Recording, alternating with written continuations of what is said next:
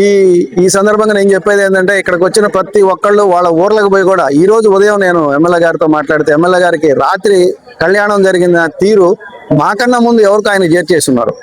అంటే ఆయన అసెంబ్లీకి పోతా ఉంటే నేను అడిగా, కళ్యాణం దేని ఫీడ్బ్యాక్ వచ్చిందా అని అడిగితే, కళ్యాణం మీకన్నా ముందు నాకు ఫీడ్బ్యాక్ వచ్చింది, రాత్రి చాలా సిస్టమేటిక్గా చేశారంట, చాలా పద్ధతిగా జరిగింది కళ్యాణం కూడా, ఎక్కడ డిస్టర్బెన్స్ లేకుండా. టైం మనం 10 అనుకున్నాం, ఒక హాఫ్ అన్ అవర్ లేట్ అయింది. 1 గంట 3 గంటల దాకా ప్రజలు కూర్చున్నారంటే అక్కడ చేసిన ఏర్పాట్ల కోసమే ప్రజలు కూర్చున్నారని చెప్పి ఈ సందర్భంగా ప్రతి ఒక్కళ్ళు ఎమ్మెల్యే గారిని అభినందిస్తున్నారు. 100 సంవత్సరాల తర్వాత అయితే నిన్న చంద్రగ్రహణం రావడం జరిగింది కదా, సో దానికి సంబంధించిన ఏర్పాట్లు ఏ విధంగా చేశారు? మరి చంద్రగ్రహణం నిన్న ఉదయం 6:30 నుంచి రాత్రి 7:30 దాకా దేవస్థానం మూసేయడం జరిగింది.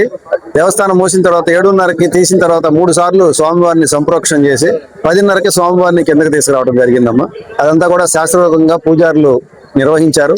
ఉదయాన్నే టెంపుల్ అన్ని తలుపుల్ని మూసేయటం కానీ, సాయంత్రం తెరిచేటప్పుడు కానీ అన్ని కూడా శాస్త్రోక్తంగా చేశారు. ఈ పూజారులు అందరూ దాదాపు చాలా మంది పూజారులు అందరూ శాస్త్రోక్తంగా నిర్వహించారమ్మా.